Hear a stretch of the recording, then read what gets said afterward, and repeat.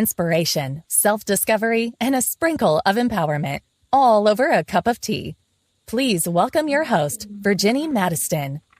Virginie is a passionate advocate for personal growth and wellness, blending the art of tea with the journey of confidence.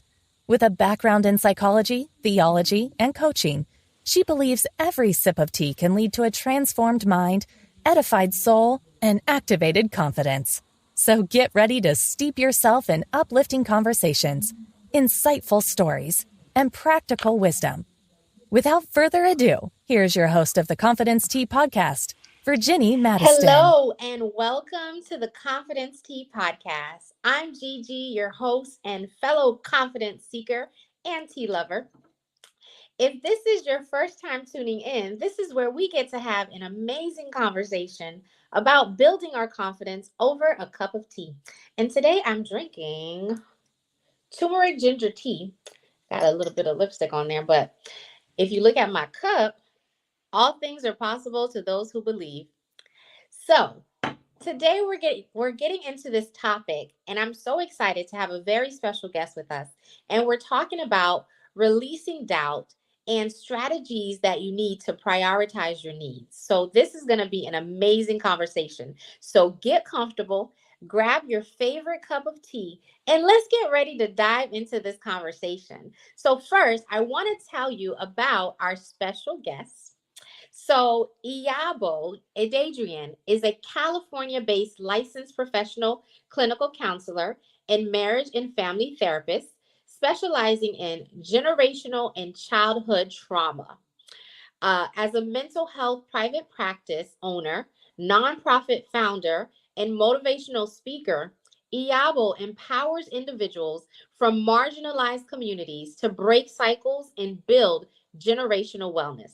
She's currently a doctoral candidate with supporting her 8-year-old daughter's business venture to empower young brown girls worldwide. Iyabo's mission is to inspire confidence and create lasting change, both professionally and as a dedicated mother, sister, and aunt. Please welcome Confidence Tea lovers, Iyabo. Hey! Welcome to Confidence Tea. How are you? I'm doing well. Thank you so much for having me. I'm so happy to be here. Absolutely. Thank you. Thank you so much for joining us. We're so excited to talk to you. First of all, me and you just have so much in common, Yes. And so There's I'm that. just so excited to jump into this conversation with you. And we're talking about releasing doubt, pour into me, strategies to prioritize our needs. And so many people need that. If you need that, let me know in the chat. Type in, I need that. Because we want to give you the tea, but we're not going to give you the tea until you tell us that you need that. So let me know in the comments if you really need some strategies to help you prioritize the things that you really need. So Iyabo, let's jump into this. Tell me about, I read your bio and everything, but give me the real tea. Like, give me give me the skinny. Like, tell me all about you and what you got going on. Let's see. How much time we have. I could have you here all year now. But in all seriousness, if I could just say like one thing that I have done all of my life or for as long as I can remember, is I am passionate and dedicated to my community. That's awesome. And that's the African American community. Let me just be clear on that piece. And so I think because of the fact that for so long access is limited. Mm-hmm. We don't know how to get things. We may know, but we may not know what questions to ask or what to do or how to get there. And so we need people who can be able to say, hey, I'm here for you. I'm not trying to charge you anything. I'm not trying to take anything from you. Mm-hmm. I just need to love on you. And we can do this together. Yes. Because you don't have to do it alone. Mm-hmm. Yeah. So that's me. That's me. You in a nutshell. You're like, in a nutshell. love it. I absolutely love it. So, what's your origin? Like, how did you start? I see all these credentials behind your name, and we wanna peel back the layers and find out, how did that all start? Like, what's something that has really shaped your journey that has gotten you to where you are now? Yeah. I would just say, as I was growing up, as you see in my bio, I'm a therapist and all these letters and symbols and carrying on, and those happen. So let me say, I work hard for it. However, it does not define me and who I am as an individual, right? And so, as I kind of started out with my career, I always knew that I wanted to help people, but I didn't quite know how to do that, what that might look like. So I dabbled in a number of things. And so, I probably start off with, my mom was a teacher. So she said, you should be a teacher. I was like, I love the babies, but I don't want to teach them. And so I scratched that one off. And so I just continued to go down the list, and things just weren't fitting, and they didn't feel like it was for me. And it wasn't until I was working, and a woman came, and she had become my mentor, and she said, listen, this is what I see in you. And I think that therapy and being a therapist is something that you should look into and apply. And I was like, therapist? Because from my background, I grew up in the church, and we never heard about mental health or therapy. Oh, no. Right. And so if something was wrong, right, we need to pray about it. Hello. Yeah. And, God was going to do it. And if it didn't work out, then it wasn't meant for you. Yeah. And so I was like, I don't know, girl, but okay, well, if you say so, let me try it out. So I applied for the master's program, and I was like, well, I'm probably not going to get in, because I don't know if this is for me. And the woman, when I went to the interview, she said, okay, so when are you going to start? I said, now say what? I don't know. I didn't think that this was for me. And so I started in the program, and one of the requirements of the program was that you had to do your own therapy. And I was like, well, I mean, I guess you can't really be a therapist for the people if you don't know what's going on with you. Listen, if you don't know what you're doing. And so I said, okay, well, and I held it off to as long as I could do it. And I said, you know what, let me just go ahead on and do this therapy. And so that's what I did. And I went there, and I was apprehensive initially. And I was like, I don't know what to expect. I don't know what I'm supposed to say, how I'm supposed to see, how am I supposed to sit, what am I supposed to, do.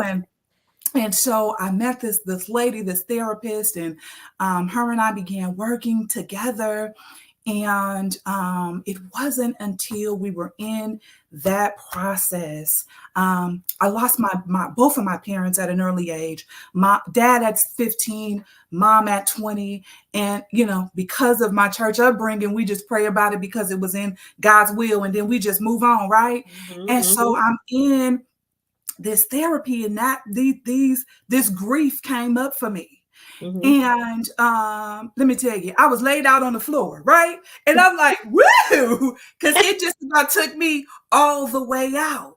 Wow. But it was what I needed to be able to get to that place where I can process through that grief, so then I can be able to move forward, because I hadn't realized how much I was holding on to and how much I hadn't even, I hadn't thought about it. I had stuffed it down, because we just need to move forward, because that's just what we need. That's what we do. That's just what we do, right? And so through that process and being able to process it through, and to see how it just literally just knocked me on out, I was like, wow, this is powerful. And I'm all in. And, but I just can't keep it to myself. I need to be able to go back to my community, to my people, and let them know that this thing is powerful, and it is possible for you too to get to the place of healing. And so long, like, there's generational things that we just do that because that's what we're supposed to do. Nobody asks questions. Nobody explains why we do things. We just do it. That's what we do. do. We thought mama did it, grandmama did it, great grandmama did it. We doing it. We doing it. Don't ask no questions, because then now you're getting to be disrespectful. So just stay with what I told you to do, and we're just going to follow that. But that wasn't working for us as a people, because we weren't growing, we weren't healing. And we were holding on to all of these traumas and these experiences, and they just kept passing down to the next generation and the next generation. And we got to stop it. So I came to a place and I was like, okay, listen, I need to be able to go out and I need to be able to share so that people know, okay, this is something that's possible and I can do it too. But it wasn't until, so I was doing it in my own way. I was working for different agencies, and when I would greet people and we would have our one-on-one conversations, and I would be able to touch their lives in that way, right? But it wasn't until, but I said, but that gave me the ability to kind of still step back, but I was in it, like I was dipping my toe in a little bit. You was testing the waters. Yeah. And so it wasn't until 2020 and the tragic murder of George Floyd, and I saw this influx of people of color, particularly African American people, who started to like realize that, whoa, mental health is a thing and I need help, and what am I going to do? Unfortunately, there wasn't enough of us to be able to satisfy the need of people who needed care. And so I told myself, I said, self, what are we going to do about it? We continue to still dip our toe in and kind of hide, or we can go head on and put ourselves out there. And so that's exactly what I did. And I started my private practice, which is Be Encouraged Counseling Services. And with that in mind, that they needed to be able to see me, I need to be able to see them, and then we can work together so that they can get to a place of healing. Wow, that's amazing. That is amazing. That is just like such a triumphant story, because I know I work in the mental health sector, and I know just the need, but also just the lack of knowledge, that we still, and the stigma that's associated with mental health. And we're not where we used to be, but we're definitely a long ways from where we need to be. Let me just say that, because there are still people that have such a confusion about what it is to have a mental health disorder, or what it is to just, be dealing with mental health issues.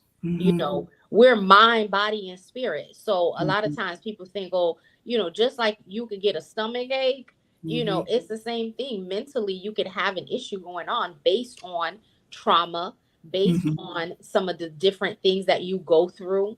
And sometimes who's to say what trauma is based on what somebody experiences? Your trauma may not be my trauma.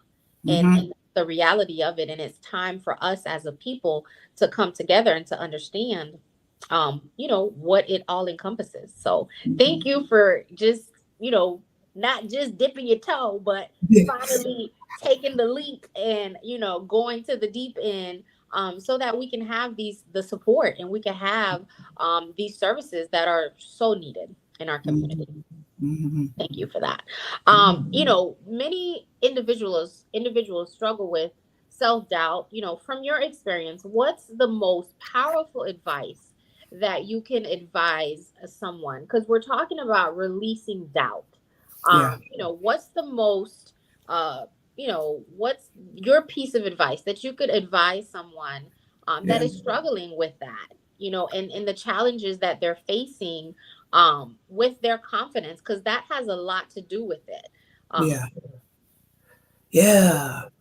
There are so many people who are facing challenges with doubt and confidence.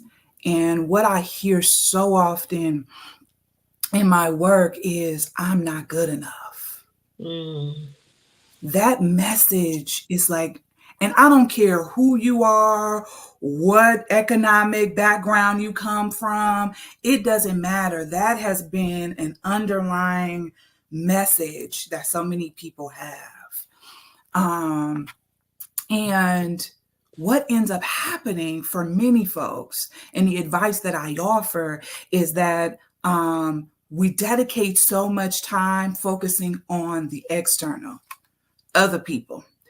What does that person think of me? How do they see me? What are they talking about? How can I be like them?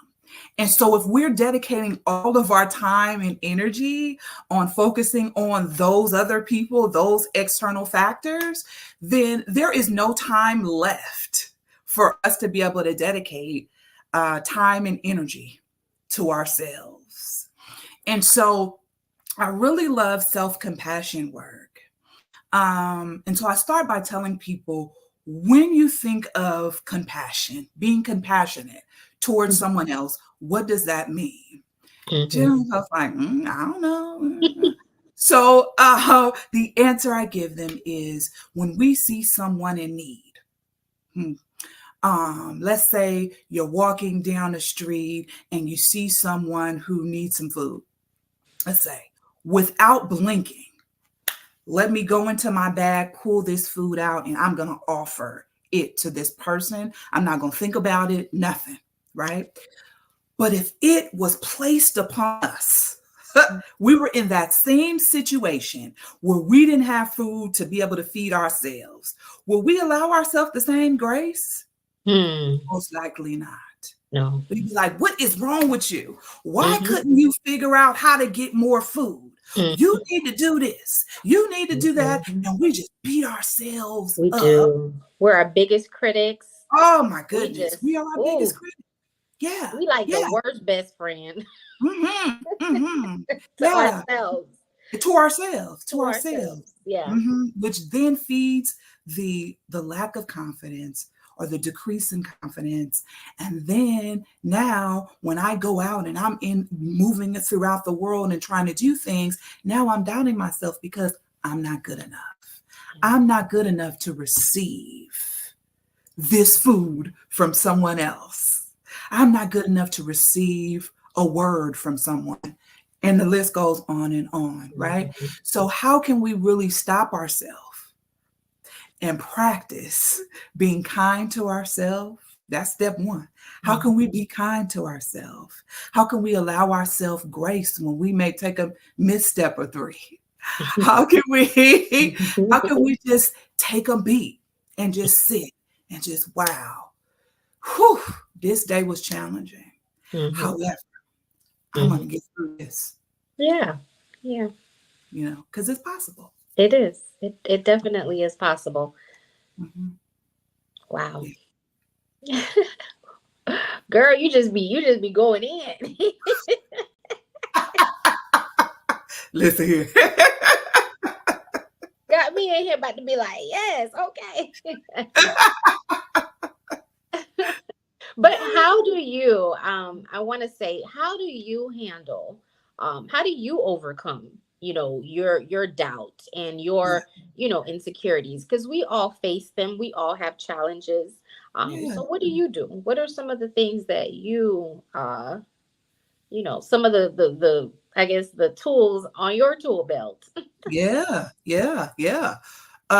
Because self-doubt is real for all of us, right? So I would be remiss if I sat here and be like, no, never, I'm perfect and great. I would be lying to you. However, yes, it does come, but it has been so important for me over the years to create an intentional practice of being with me. And so that can look differently from day to day.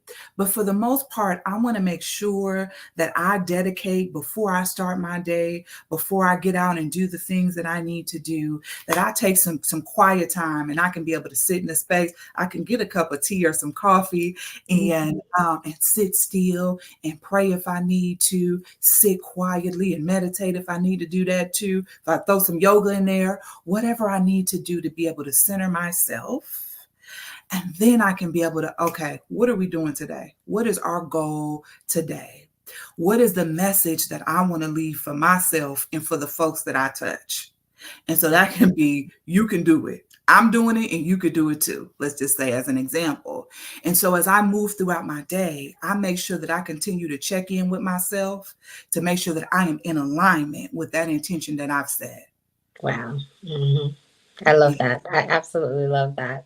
I think it's so important that time, that it's an investment, right? Investing time into yourself because you never know what you're going to come about throughout the day. And so sometimes that quiet time in the morning or before you leave the house, just to get grounded, and to set a firm foundation for your day is so important, because when you go out and the attacks come, whether it's mental or physical or whatever, you now have something to stand on, as opposed to if you're just running. Like, anybody who knows me, like, I hate morning, like I always say, I can't work the morning shift. Like, I'm a night shifter. I need my time. I need to have my little coffee. Like, I need to have my coffee, my tea, whatever. And I need to just bring it all in, as opposed to, okay, I'm rolling out the bed and I got to be at somebody's job. Like, it's too much for me. I can't do it. It just doesn't sit well for me. But it's like, when I have the day to process, and I done had time with self, I done reflected, I done prayed, I done meditated. Now I'm ready to go face the world. Yeah. You don't know what's waiting for you on the outside. And so sometimes with lack of preparation, that's when we fall, when we're not prepared, and we're not standing on a solid foundation. It's so easy for us to, any little thing, we get flustered, we get angry. People just throw us off track. Somebody can mess up your day. I'm not giving nobody that right. Nobody has the right to throw me off track and to mess up. Like, you are not that important, honey. You are not.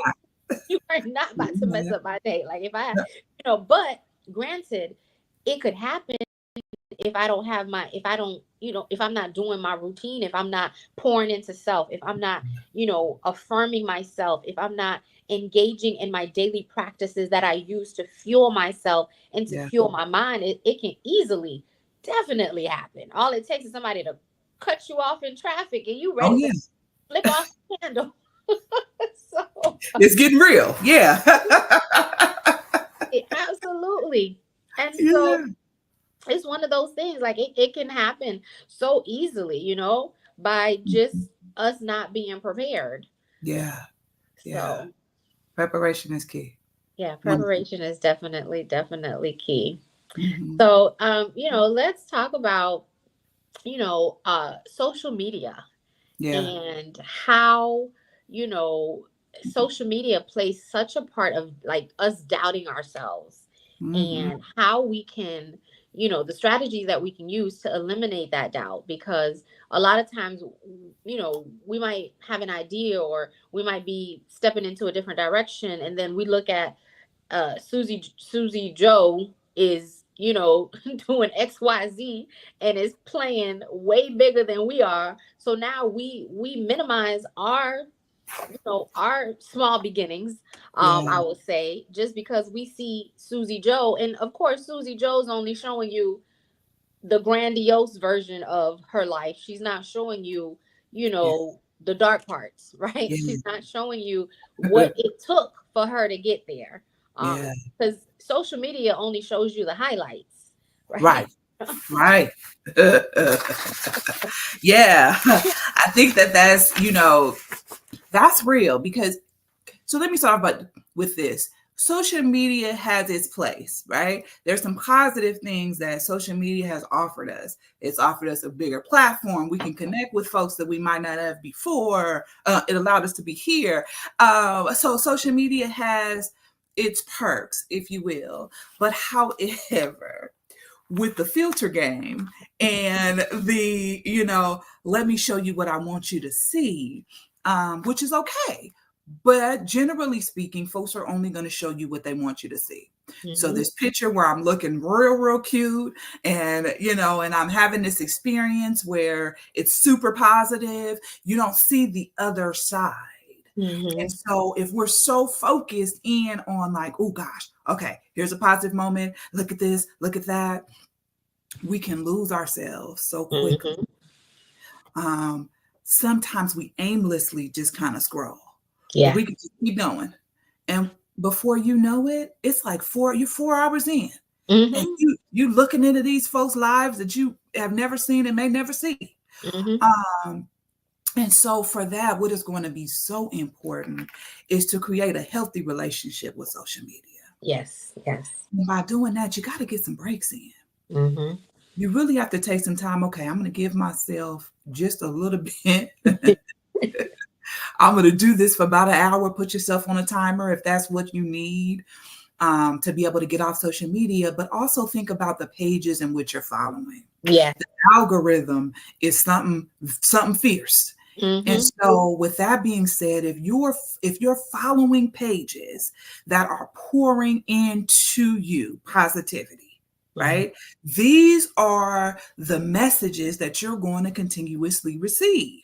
So as you're seeing, you follow Susie Joe, and then now Susie Joe follows Lisa, and you're going to see all of this, and both of their pages are positive. Now you're on to something because you're pouring into yourself what you need, and it's going to fill you up. So now you can move forward because they've hit you with a positive message, and now you can go on about your day. Okay, look here. And and I know we talk a lot about the negative sides of social media and how, there's a lot and there are some negative sides. However, there's a lot of positivity too. And there is a way to manage it so that it's healthy. For myself in the beginning, when I first started my social media journey, I struggled with it a lot because I didn't know how to decipher. Like I didn't know how to which pages were, because sometimes you would see the negative stuff like all over your, and I'm like, I don't want to see that, or I don't want to see gossip, or I don't want to see nonsense. Like I wanted to see, so what I started to do and what I love about social media is it allows you to craft it. I was like, you know what? I don't, next, delete, swipe, what is it? Swipe left. I didn't need to pour that into myself. I didn't need that. But what I did need, I needed that positive message. I needed that quote. I needed that scripture. And so like you said, I started to hone in on the positive things. And not only that, I think too, we almost try to forget that these are real people and we stop the connections. And so I started to connect, even still now, like look at how I connected, I'm all about the connection that we can make. Like, let's use this amazing tool. It's an amazing tool, but let's use it for good. Let's use it wisely, but let's use it with a brain. Like, it's made, like, there's so many things. I've been able to connect with so many amazing people through social media.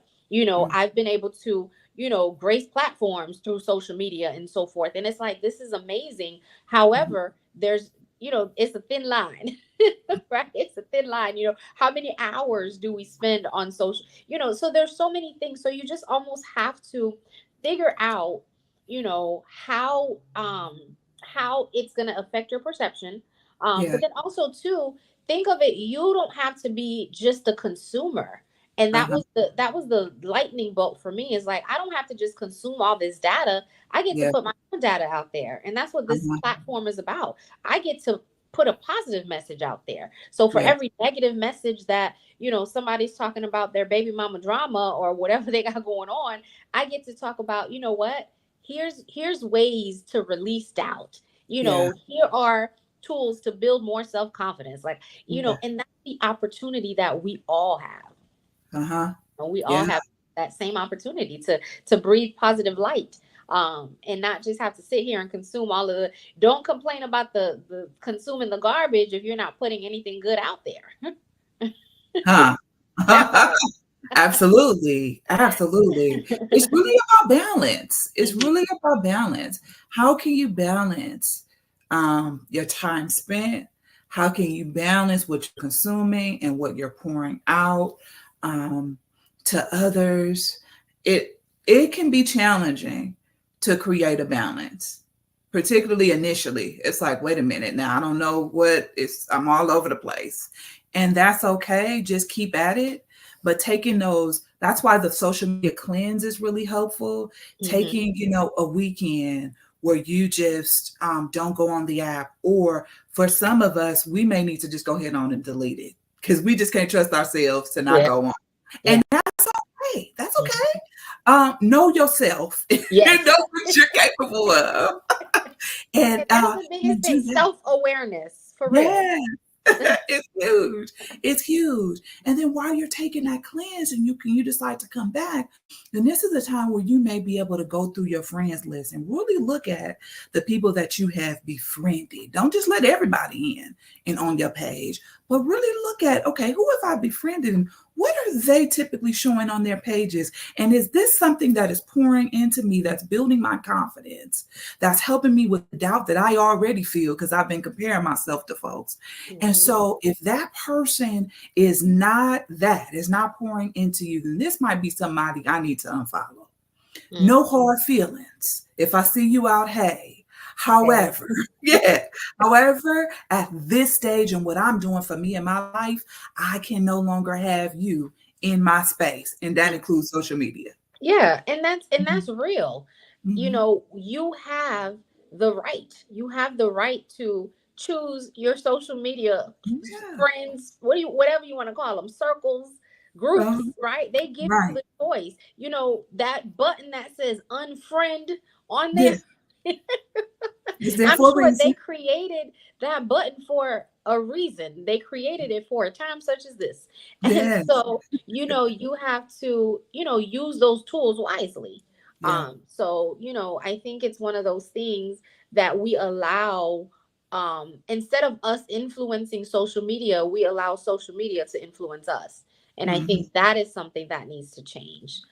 We need to figure out how to use what it is, because it's a great tool. It's just like, technology, the computer, I don't know, anything that is man-made, that somebody created, there's good use to it, but there's also going to be a downfall. And so we need to figure out how to turn it and make it work for us and make it work for our good and for our favor.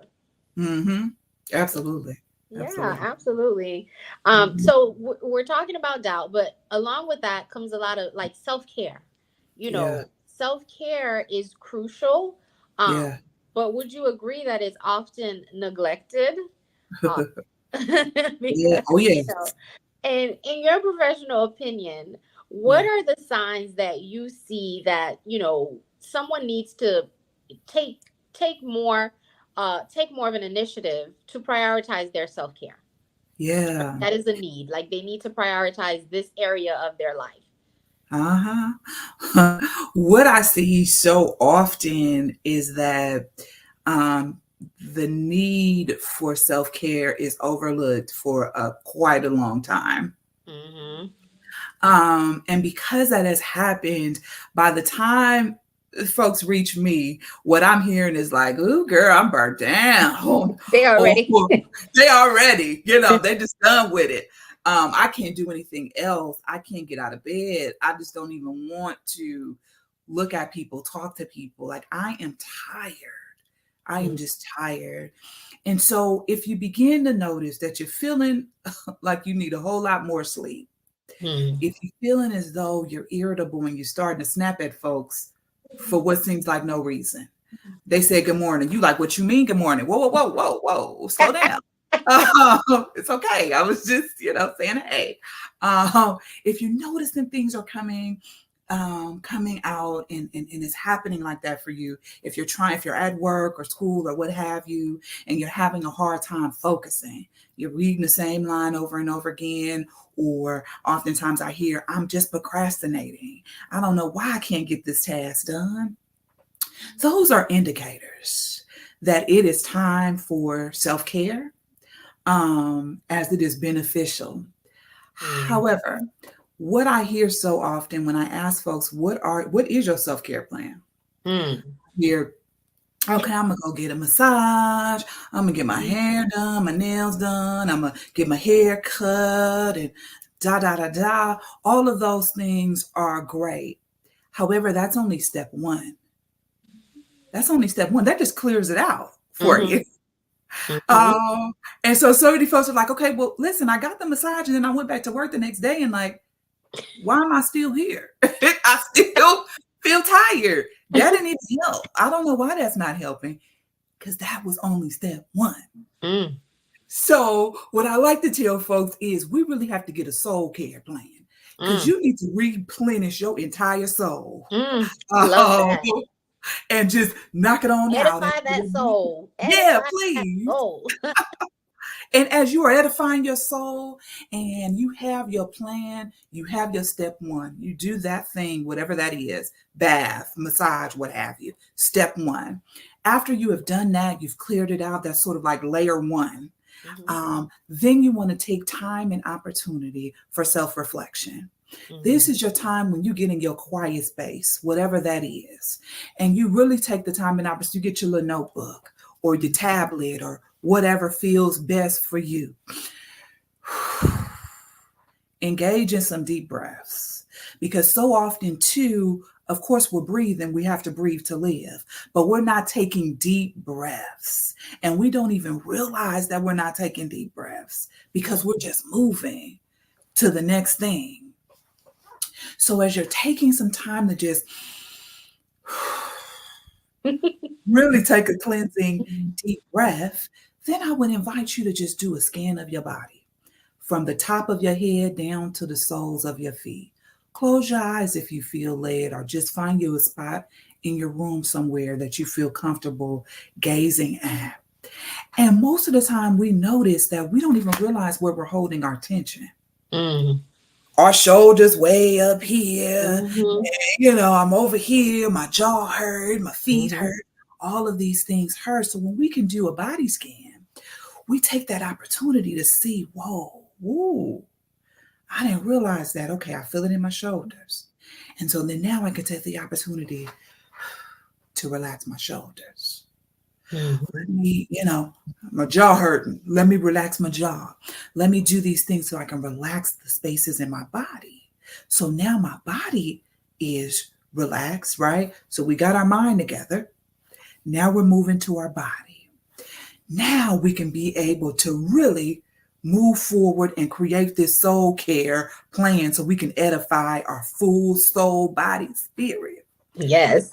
We need to, okay, how do I need to move forward? What do I need for me to be able to do the things that I need to do? And really take some time and spend that with yourself and make sure you write it down so you don't forget. Because you want to have a place where you come back to. You come back to, what's Right. going on, Yeah. where you left off. Where you left off. Because you need to check yourself sometimes. And so you come back like, girl, I said this. Yes, come back to that.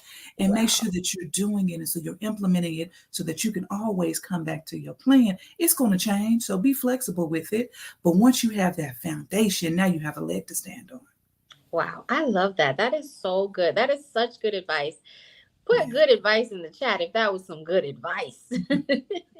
That is awesome. That is amazing because we definitely need to go from not just step one. We finally got to step one. Congratulations. And it took us a long time to get there. But now we need to matriculate through that, and we need to grow. We need to grow from step one.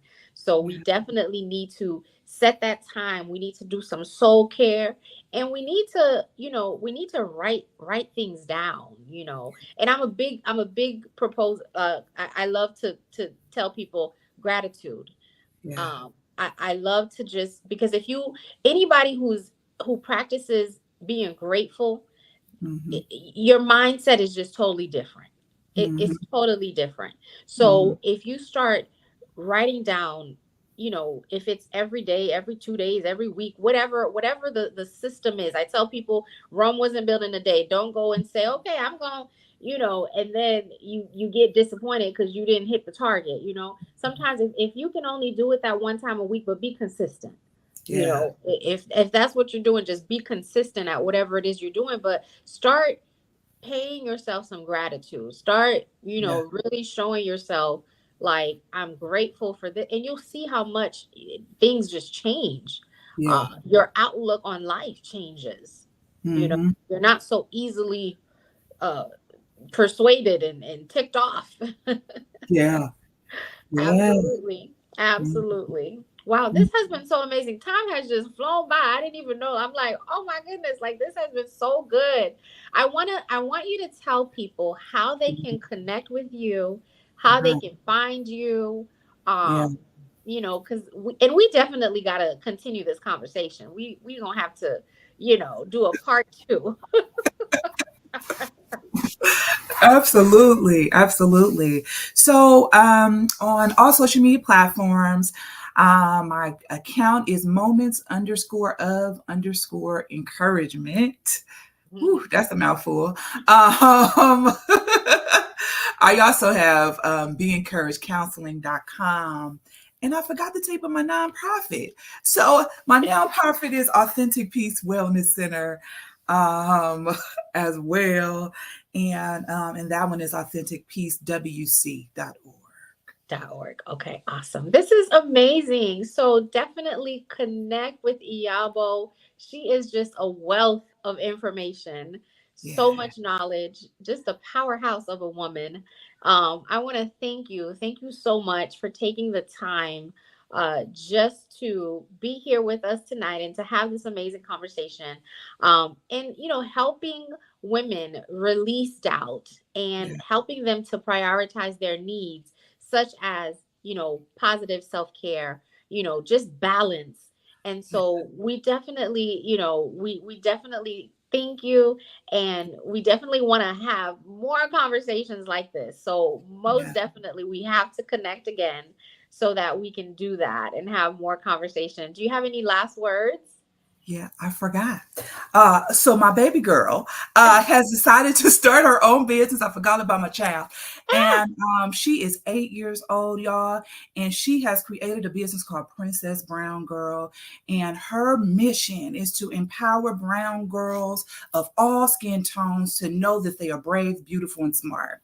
I And love that. so, as a result, collectively, her and I have created Mommy and Me coloring Aw, books, and affirmation books. I And love those can it. be found on her website, which is princessbrowngirl.com. I love that. That is so Yeah, amazing. We gotta get her on Confidence Tea, because she's absolutely. already preaching the confidence message. A girl after my own heart. I love it. Absolutely. She would love that. Yes, But yes. Thank you yeah, so much. Thank you so thank much, you. Yako, for coming in tonight and having this conversation with you. Thank you, everyone, for joining me on another episode of Confidence Tea Podcast. If you have found some inspiration, that's going to help you to embrace your confidence journey, please share this video, share our message. If you would like to be a guest on the Confidence Tea Podcast, send us an email. Remember, confidence is like a warm cup of tea. It takes time to steep, but it is worth every single moment. As you go throughout your day, I pray that you take the information that we provided you today with you and not forget your self-worth. So until next time, keep shining and stay confident. Have a wonderful evening. Good night. Good night.